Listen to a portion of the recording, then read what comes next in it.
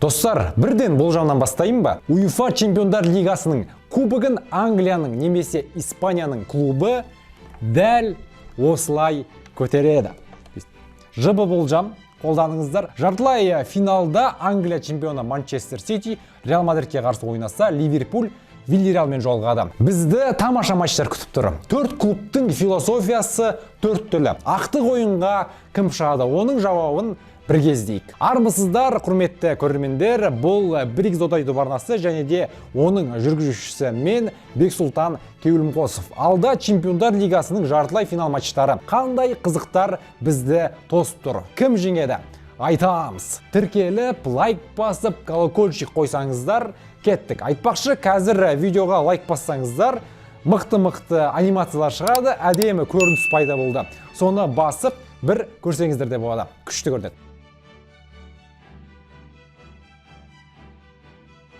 Манчестер Сити.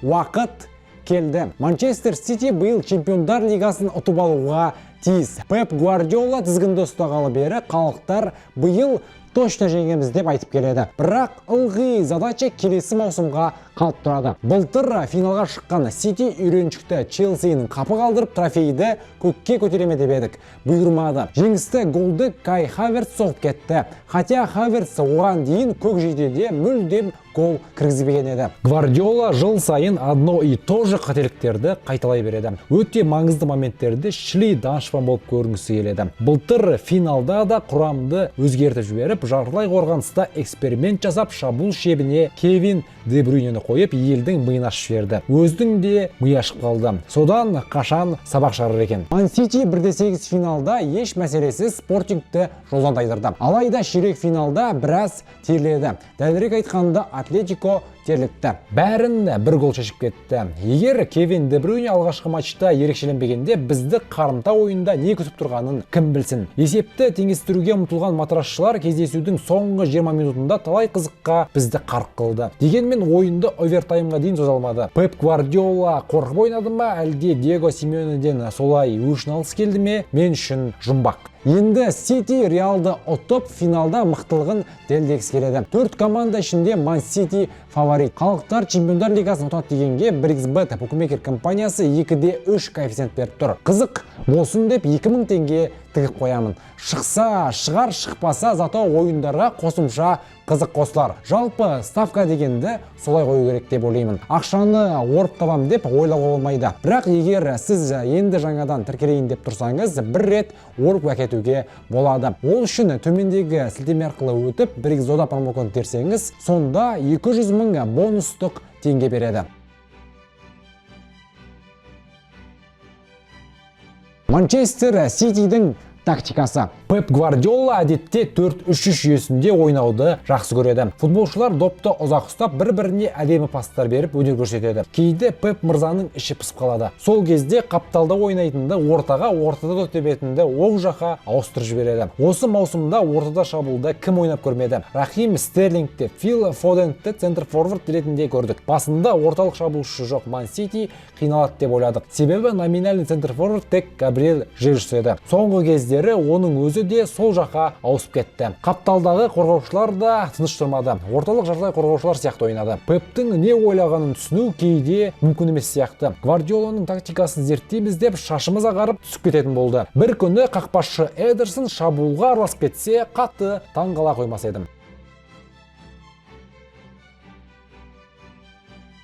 Манчестер Ситидің жұлдызды футболшысы Кевин Де Брюйне. Бельгия ұлттық құрамасының плеймейкері Кевин Де Брюйне алаң ортасындағы үздік футболшы. Әлемде мықтылардың қатарында деп танылатын 30 жастағы KDB биылғы маусымда сәтсіз бастағандай көрінген. Бірақ уақыт өте келе спорттық бабын қайта тауып алды. Плей-офф матчтарында өте маңызды голдарды соғып, клубты алға жетеледі. Ол Атлетико қақпасына саңылау таппағанда, қазір халықтар Чемпиондар Лигасынан күдер үзіп қалар ма еді. Манчестер Ситидің бас бапкері Пеп Гвардиола. 51 жастағы маман Чемпиондар лигасын 2 рет ұтқан. Бірақ Барселонадан кеткелі қалған құлаққа қол жеткізе алмай жүр. Биыл бұйырар екен. Хосеп мырза Чемпиондар лигасының жартылай финалына 9-ші мәрте шықты. Бұл турнирдің рекорды. Екінші орында 8 рет шыққан Жозе Мауриньо. Гвардиола талай бапкерлердің ұстазы. Арсеналдың тренері Микель Артета мен MU-дің жаңа бас бапкері Эрик Тен Хаг осы тақыр бас бапкерден көп нәрсе үйренген. Тен Хаг тіпті прическасында Гвардиоланікіндей жасап алған. Реал Мадрид. Ағылшын клубтарына қарағанда испаниялықтардың жарыстағы жолы қиын түсуде. Реал тар жолды таяқ кешіп жүр. ПСЖ-ға қарсы ойында 3 тайм бойы ұтылып тұрып, соңғы сәтте Кәрім Бенземаның перформансы құтқарып кетті. Ал Челсиге қарсы керісінше бірінші матчта ерлеп, екінші ойында осалдық танытты. Дегенмен сол Бензема бәрібір командасын алға сүйреп шықты. ПСЖ-мен де Челсимен де өткен ойындарда ойбай Реал точно шат дегендер көп болды. Солар өзі футбол қағама ағайын. Карло Анчелоттидің ұжымының алдында енді тағы да топ клуб тұр. Букмекерлердің ойынша Реал фаворит емес. Король клубы чемпион атанады дегенге 7-5 коэффициент берілгені белгілі. Реалға сенбейтіндер бір нәрсе ескерсе дейміз. Испаниялық клубтың күнтізбесі қарсыластарына қарағанда әлде қайда оңайырақ. Анчелоттидің командасы Ла Лигадағы мақсатына қол жеткізіп қойған. Олар уже чемпион. Сондықтан бапкер спокойно ротация жасап бар ынтасын Чемпиондар лигасына аудара алады.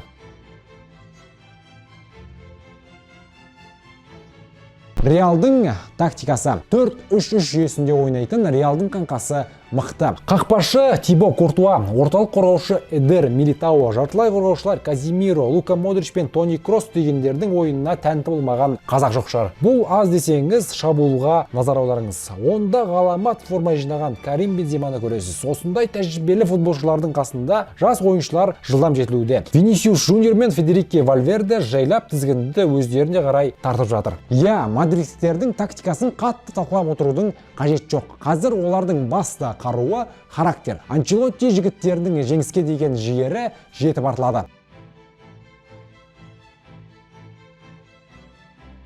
Реалдың басты жұлдызы Карим Бензема. 2018 жылы Криштиану Роналду клубтан кеткеннен кейін гол сағатын кім қалды деп уайымдадық. Ол кезде Бензема көлеңкеде жүрген. Зиданның отандасы болған соң ғана құрамында орын табады дейтіндер көп болған. Сөйтсек Бензема кешірек ашылады екен. Осасунаның қақпасына 2 рет пенальти соға алмай қалғанда уайымдағанымыз рас. Бәлкім голдарын оңды-солды шаша бермей Чемпиондар лигасына сақтап жүрген шығар. Реалдың бас бапкері Карло Анчелотти. Папа Карло Реалды баптап 2014 жылы Десиманы ұтып алған. Десима деген сөзді алғаш рет сол кезде естіп едім. Десемя. Әлімжан, түсінді типа Десима и Десемя. Чемпиондар лигасын 3 рет жеңген маманның соңғы жылдары идеясы біткендей көрініп еді. Былтыр Реал Анчелоттиді Эвертоннан шақырып алғанда шарасыздық танытты деп есептедік. Сөйтсек, Реалдың Чемпиондар лигасының жартылай финалына 31-ші мәрте шығуына мүмкіндік беру үшін келген екен. Бұл рекорд. Ешкім жартылай финалда мұншама көп ойнаған емес.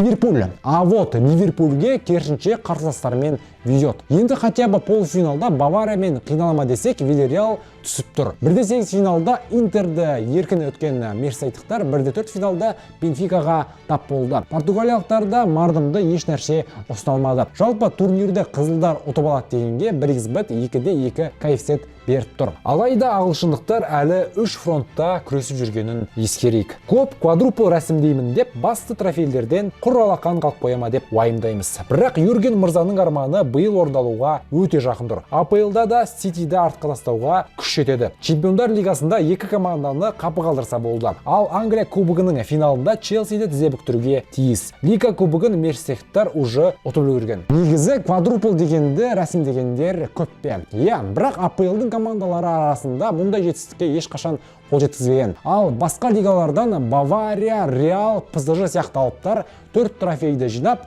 Тамас сияқты всемогущий ретінде көрінген. Енді АПЛ өкілі квадрупл рәсімдесе вообще патолог болар еді.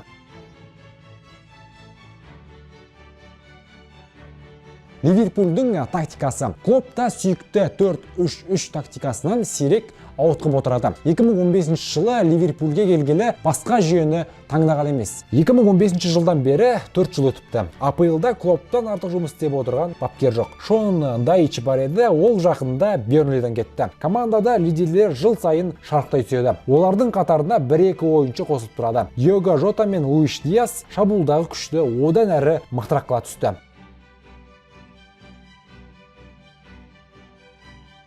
Ливерпульдің жұлдызы Мухаммед Салах.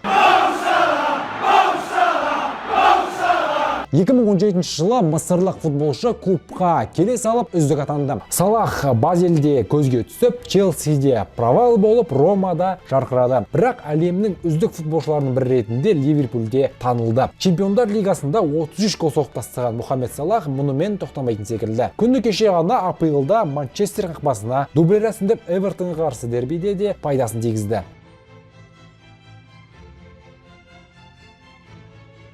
Ливерпульдің бас бапкері Юрген Клоп. 2018-2019 жылғы маусымда Клоп Ливерпульда Европаның үздік клуб етті. Бір жылдан соң АПЛды да ұтып алды. Мансабын Майнцта бастаған бапкер Боруссия Дортмундта жарқыраған. Аралармен бірге 2 рет Бундеслиганы ұтып алып, Чемпиондар лигасының финалына шықты. Енді 6 рет Чемпиондар лигасын ұтқан Ливерпульді кезекті мәрте тұғырға көтермек. Айтпақшы, Англияда мерсисайдықтардан көп ЛЧ жеңген клуб жоқ. Европада тек Милан мен Реал жетістікке көбірек жеткен.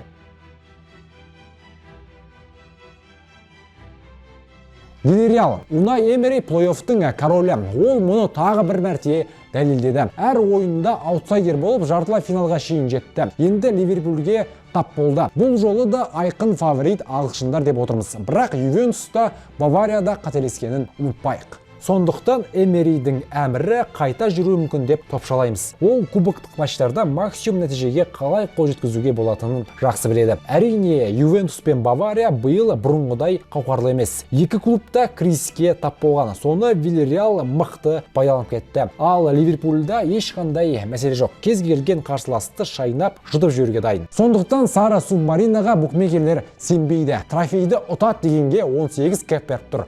Өз елінде ешқашан чемпион болып көрмеген Вильяреал Европаның чемпионы атанып кетуі мүмкін бе? Кім білсін, ертегіге сенгенді бәріміз ұнатамыз ғой. Вильяреалдың тактикасы. Вильяреал ылғи 4-4-2 формациясында топ тебеді. Қорғанысқа Рауль Альбиол жауапты. Эмеридің ұжымы қарсыласты өз қақпасына қарай шақырып алып, сосын лап етіп қарымта шабуылға жүгіреді. Арно Данжуманың жылдамдығы Дани Парехо мен Джованни Ло Селсоның біліктілігі шешуші рөл атқарады.